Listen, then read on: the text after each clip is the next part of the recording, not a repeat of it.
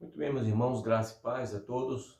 Nós louvamos a Deus pela vida de cada um dos irmãos que estão reunidos nesse momento, embora em suas casas. Queremos agradecer a Deus por esta semana que passou, agradecer pela notícia do irmão Salvador, né? Já teve uma boa melhora também. Graças a Deus por isso. Quero encorajar a igreja que continue orando incessantemente, até que vejamos o nosso irmão totalmente restabelecido. Nosso abraço à irmã Socorro e aos irmãos também que estão viajando, a família do irmão Ivan. Não sei se já chegaram, né? Devem chegar ainda hoje, mas nosso abraço a cada um dos irmãos. Quero fazer uma leitura na palavra de Deus que se encontra em João, Evangelho de João, capítulo 1.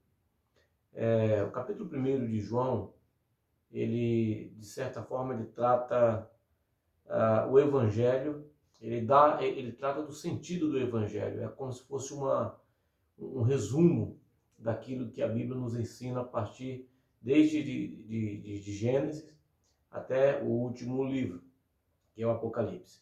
Então o texto diz assim: no princípio era o Verbo, e o Verbo estava com Deus, e o Verbo era Deus. Ele estava no princípio com Deus. Todas as coisas foram feitas por intermédio dele, e sem ele, nada do que foi feito existiria. A vida estava nele, e ele era a luz dos homens. A luz resplandece nas trevas, e as trevas não prevalecem contra ela. Versículo 9. Pois a verdadeira luz que ilumina a todo homem estava chegando ao mundo. O Verbo estava no mundo, e este foi feito por ele, mas o mundo não o reconheceu. Ele veio para o que era seu, mas os seus não o receberam. Mas a todos que o receberam, aos que creem no seu nome, deu-lhes a prerrogativa de se tornarem filhos de Deus, os quais não nasceram da linguagem humana, nem do desejo da carne, nem da vontade do homem, mas de Deus. E o Verbo se fez carne e habitou entre nós, pleno de graça e de verdade. Vimos a sua glória como a glória do unigênito do Pai. Amém. Como disse, o texto trata da pessoa de Jesus, o que Jesus fez, o que ele faz e o que ele há de fazer. Porque o nosso Deus, ou o nosso Cristo, é um Deus dinâmico, Deus que nunca para de agir na vida e na história. Então, aqui o texto começa revelando que Jesus é criador, que ele estava no princípio com Deus. Aliás, o texto diz que ele era Deus, o Verbo era Deus. Ele estava no princípio com Deus e sem ele não existiria absolutamente nada do que existe nesse tempo. Meus irmãos, o texto continua e o versículo número 4 diz que a vida estava nele e ele era a luz dos homens. Nesse tempo que a gente tanto luta pela vida, nesse tempo de uma busca acirrada pela vida, onde as pessoas se agarram à vida sem querer soltá-la a custo algum, nesse tempo onde as pessoas têm aprendido a valorizar mais ainda essa dádiva que é a vida, é muito importante que entendamos que a vida, ela emana do próprio Cristo. A Bíblia, ela tem origem em Jesus. Jesus não apenas nos colocou no mundo, mas ele continua produzindo vida. Nele estava a vida e ele é a luz dos homens. Sem a presença de Cristo, o homem está perdido, o homem está em trevas. E viver nas trevas é o mesmo que não ter vida.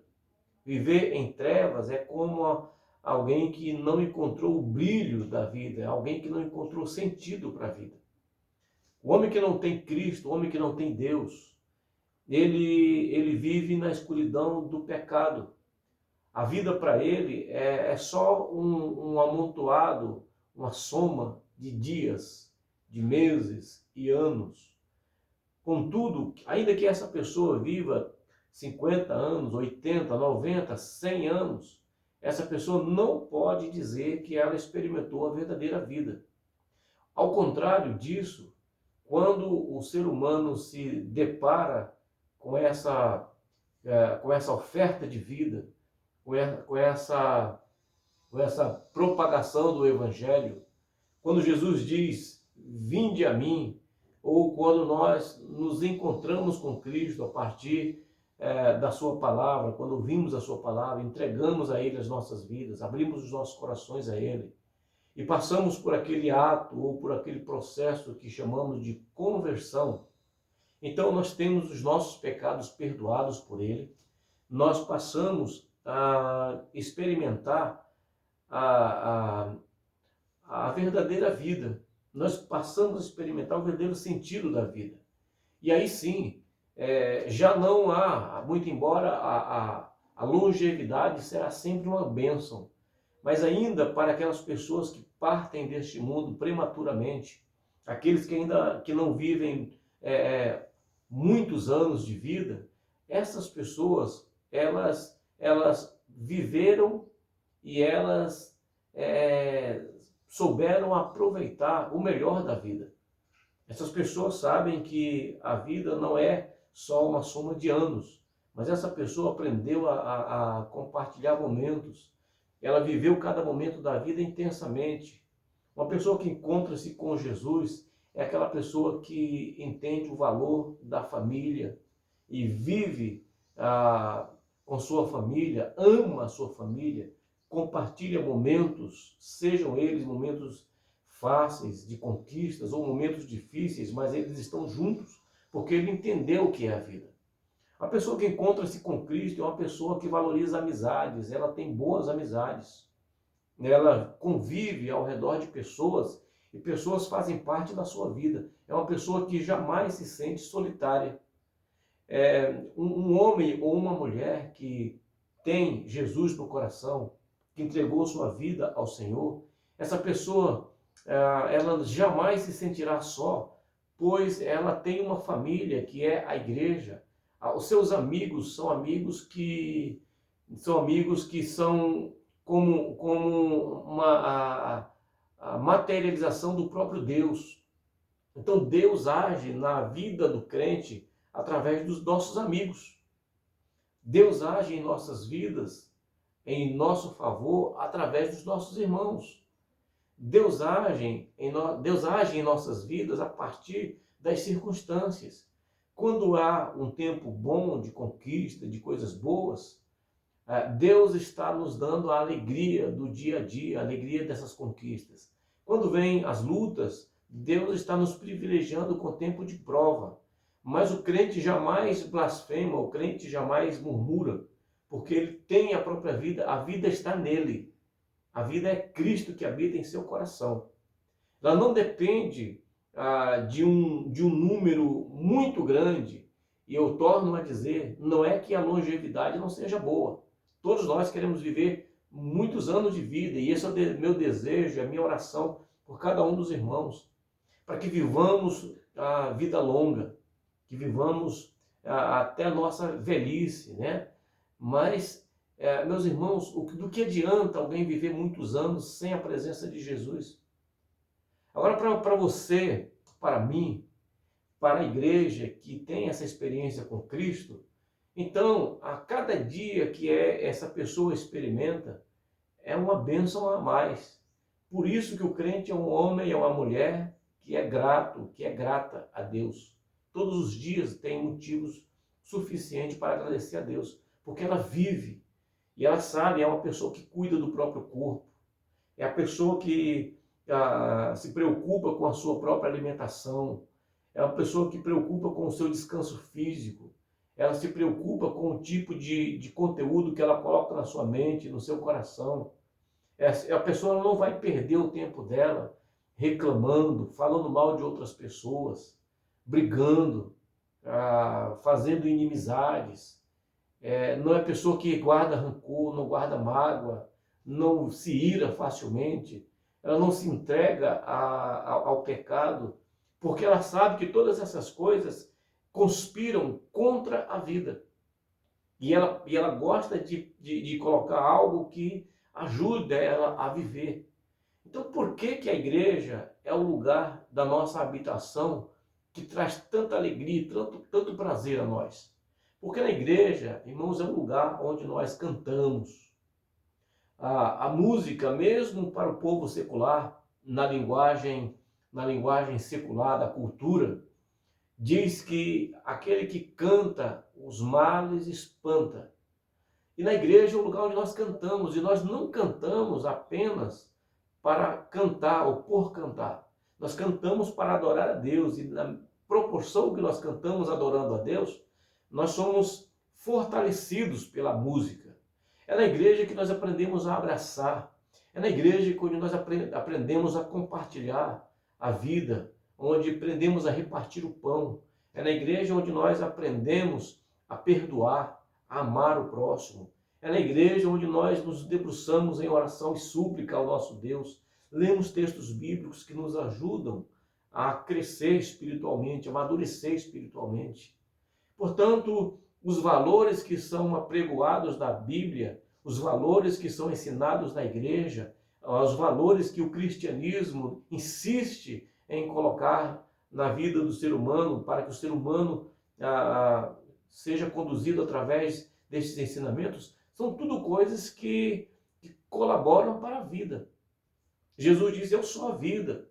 Jesus diz, eu vim para que tenham vida.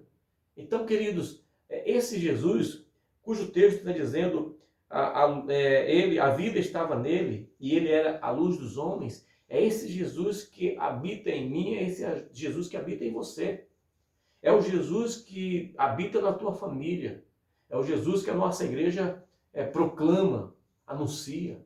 É o Jesus que dá vida, que é a vida, que dá luz, que é a própria luz. Tanto que o texto diz que, o texto vai dizer aqui que a verdadeira luz, versículo de número 9, pois a verdadeira luz que ilumina todo homem estava chegando ao mundo, falando de Jesus quando veio ao mundo. Diz, o verbo estava no mundo e este, ou seja, o mundo, foi feito por meio dele, mas o mundo não o reconheceu.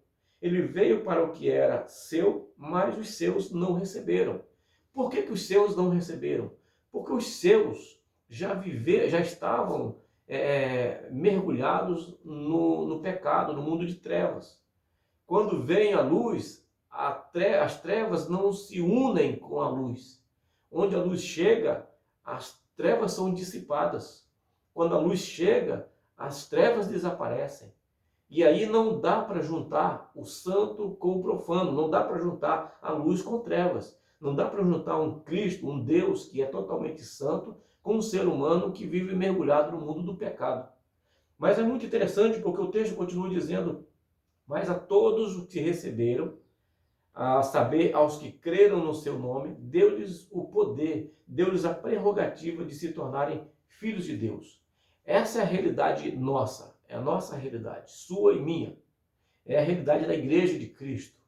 Nós éramos estrangeiros, vivíamos distantes, desgarrados, éramos mortos espiritualmente, até que Jesus veio e estendeu o convite a nós. E aí nós recebemos o Senhor em nossos corações, nós fomos adotados, nós fomos enxertados na família espiritual, somos filhos de Deus. Agora sim, a vida está em nós, a vida emana de nós, que é o próprio Cristo, que é anunciado por nossas palavras, que é testemunhado em nossas vidas todos os dias. E aí ele diz que esse acontecimento, essa realidade, não aconteceu por vontade de homem, porque nós não nascemos de linhagem humana, nem pelo desejo da carne, nem pela vontade do homem, mas pela vontade de Deus. Foi Deus quem veio ao nosso encontro na pessoa de Cristo. O verbo que se fez carne e habitou entre nós. E diz o texto, pleno de graça e de verdade, cheio de graça e de verdade. E nós vimos a sua glória como a glória do unigênito do Pai. Então esse Cristo que é cheio de graça e de verdade, pleno, a sua plenitude é de verdade, de graça, esse favor imerecido que faz tão bem para nós. Que o apóstolo Paulo, ele transmite a palavra vinda da parte de Deus que diz: a minha graça te basta, o meu poder se aperfeiçoa na fraqueza. Então, meus irmãos, em nome de Jesus, tomemos esse ensinamento como fundamentos para o nosso viver diário. O desejo do meu coração é que você, ainda que você se sinta fraco ou fraca em qualquer momento da sua vida, compreenda que o poder de Deus se aperfeiçoa na fraqueza. Porque o Cristo que habita em você, que habita em mim, que habita em nós, esse Cristo ele é pleno de graça e de verdade. Esse Cristo é a própria vida. É Ele que manda a luz, é dele que vem a luz, que ilumina os nossos olhos, nossos corações e os nossos passos para a gente não tropeçar.